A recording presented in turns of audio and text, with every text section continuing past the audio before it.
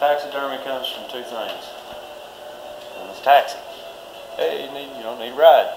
Okay, get you from one point to another. The taxidermy, the dermy part comes from dermatologist. So I'm a skin mover. That's where it came from anyway. At least that was the way it was explained to me.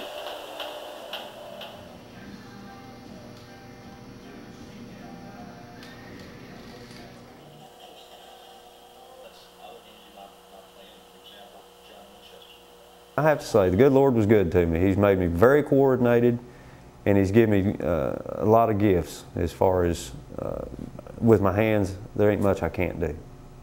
As far as book smarts, I'm not one of the smartest people in the world. But I've been given a gift with my hands. If I can do it with my hands, I can do anything.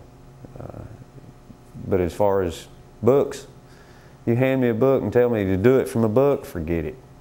I'm just not book smart. But the good Lord gifted me with, good hands, So that's one of the big things, because when I started taxidermy, shoot, I didn't know what I was doing. I was like, golly, I got myself into something here I didn't need to get into, and then I thought, well, this wasn't too bad. Of course it was a hands-on thing, and shoot, went right through it. I thought, well, shoot, this ain't too bad. But 150 deer later, I can say I do feel like I know what I'm doing anyways, whether I do or not.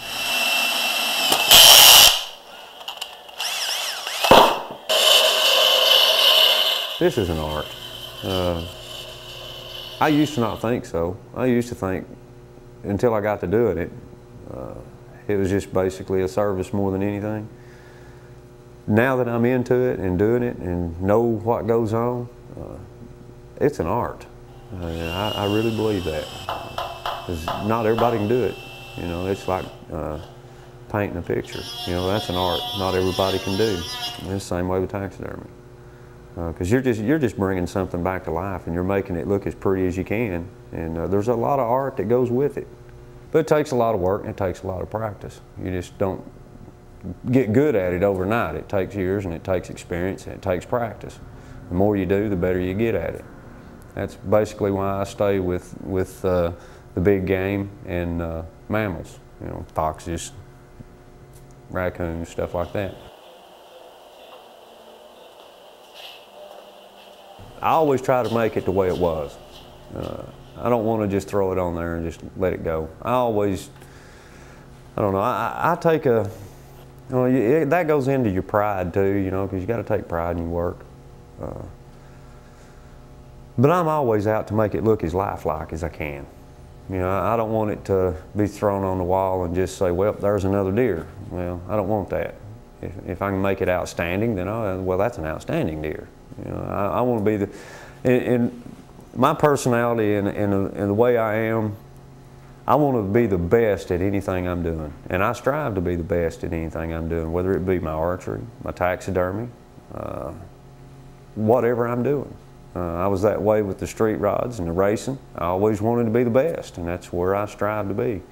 And I'm still the same way. I want to be the best at it if I can be. Archery, I'm working on it. Taxidermy, I got a long ways to go. Just being into it for 4 years, I've still got a lot to learn. It's like I said, I learn something every time I do one. There's something I learn new every time. And they had schedules in the grocery store all had it set up. They got some stuff I can get rid of. This color man, go pick up some.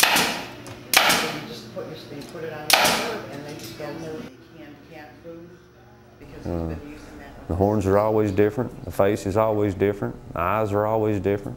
As y'all seen the other day, this deer's got a totally different expression than this deer. And I did nothing no different. It's just the way they come out. It just has a different facial expression. The eyes is really what makes the personality of the deer, or most any animal you're working on as far as that goes.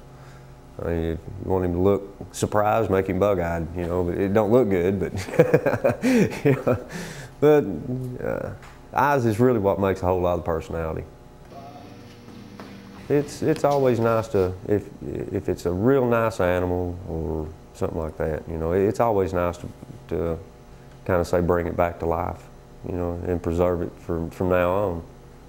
Because there is some that's just outstanding, you know, in the hunting world.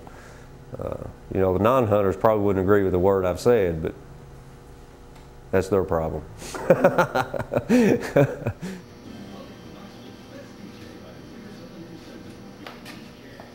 He has a face again.